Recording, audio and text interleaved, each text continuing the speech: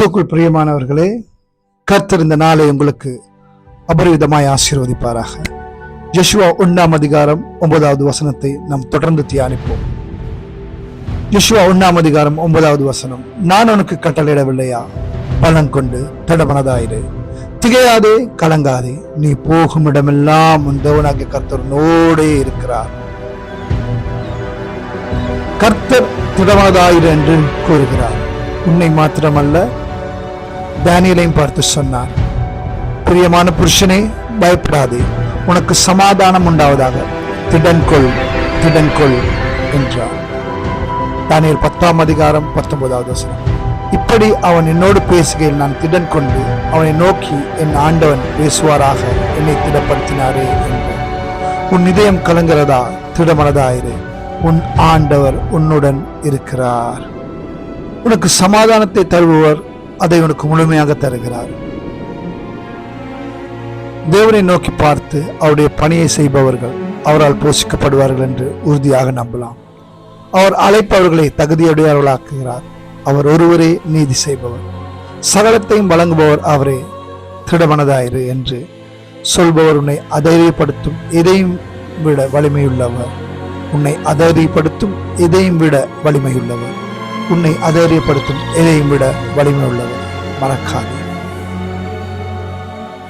வேதாகம் இப்படி சொல்கிறது, இப்போதும் யாக்கோபே, உன்னை சிருஷ்டித்தவரும் இஸ்ரவேலே உன்னை உருவாக்கினவருமாகிய கர்த்தர் சொல்லுகிறதாவது, பயப்படாதே, உன்னை மீட்டுக் கொண்டு உன்னை பேர் சொல்லி அழைப்பேன். நீ என்னுடையவன். நீ தண்ணீர்களை கடக்கும் போது நான் உன்னோடு இருப்பேன். நீ ஆறுகளை கடக்கும் போது அவைகள் உன்மேல் கொள்ளுவேன்.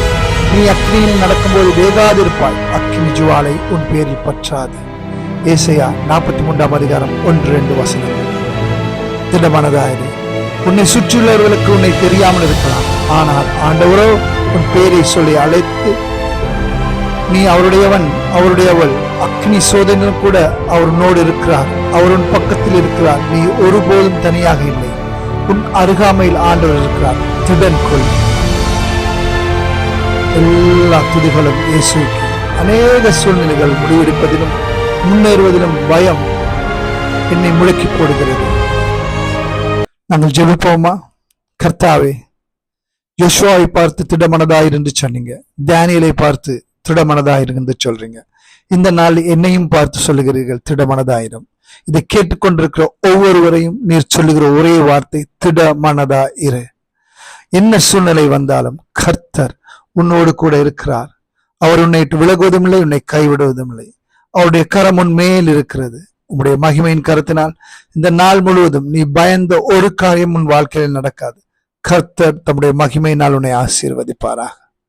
இயேசு கிறிஸ்துவின் உன்னதமான நாமத்தில் ஜெபிக்கிறேன் நல்ல பிதாவே, ஆமேன்.